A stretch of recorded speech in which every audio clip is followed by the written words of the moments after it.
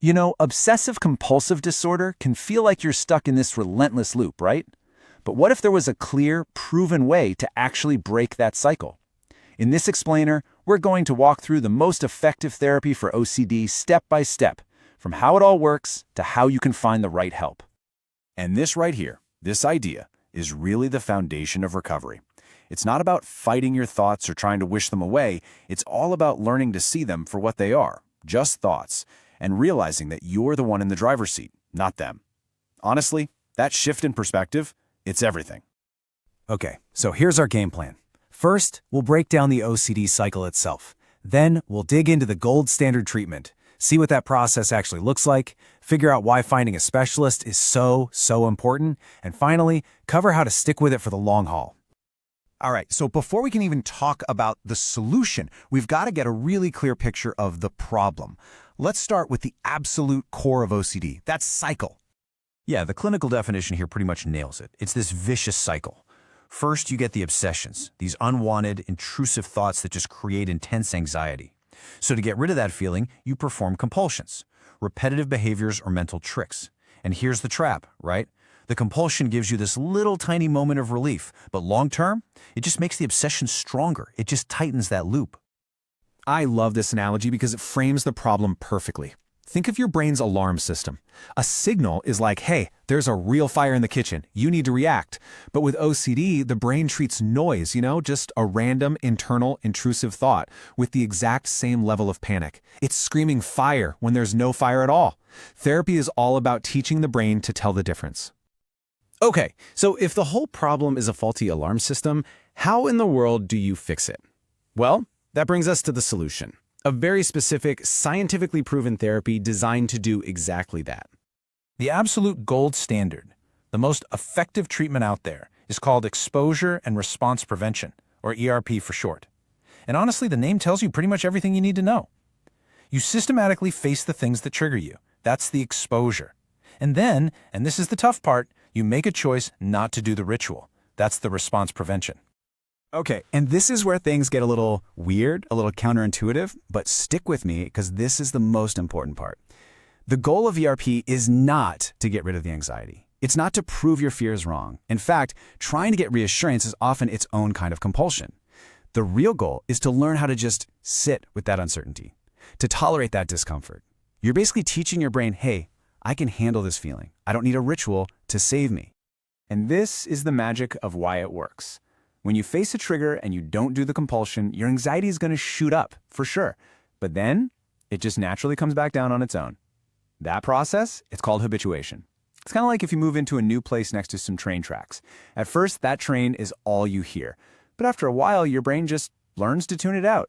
You're literally rewiring your brain's fear response, not through argument, but through direct experience. Okay, so we've talked about the what and the why, but what does this actually look like? Let's walk through the step-by-step roadmap because it's not as scary as it might sound. It's actually a really structured plan. Yeah, it's a super systematic process. It's not random at all.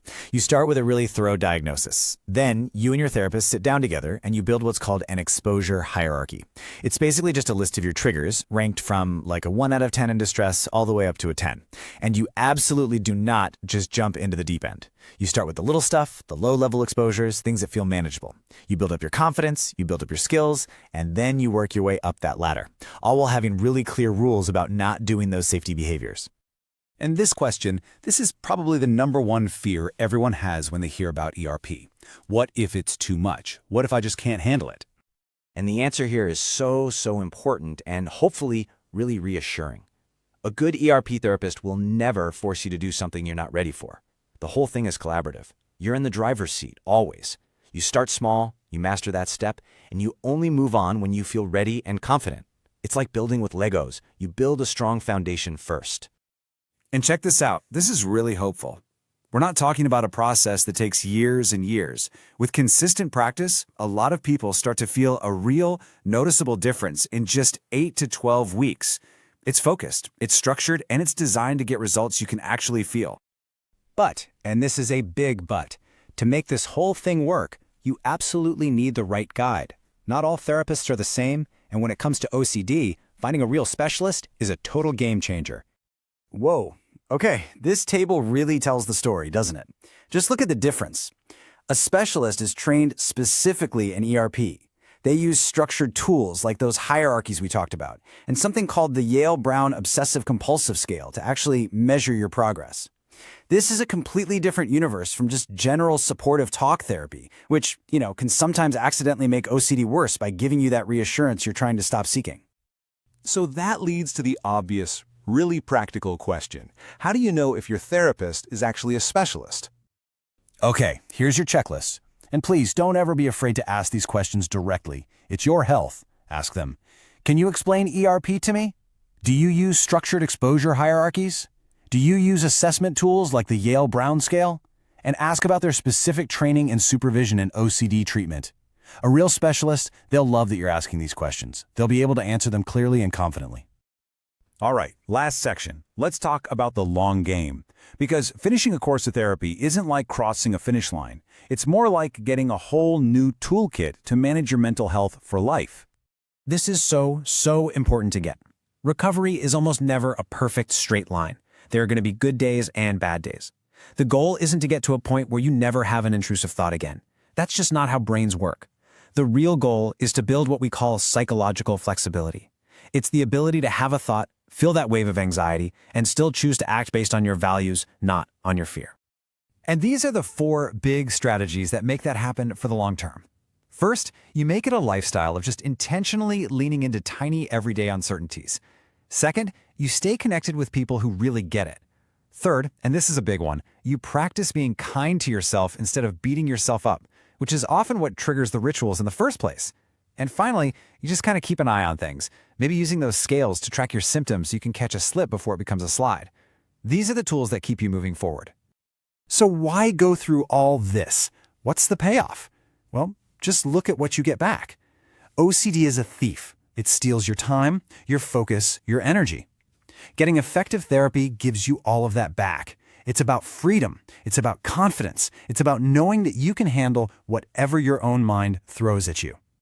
So if you take one thing away, let it be this. The primary goal is to learn deep in your bones that you can tolerate anxiety without needing a ritual to save you.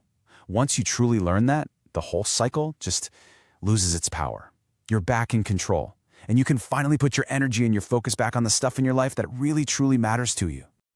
So, we'll leave you with this question to chew on.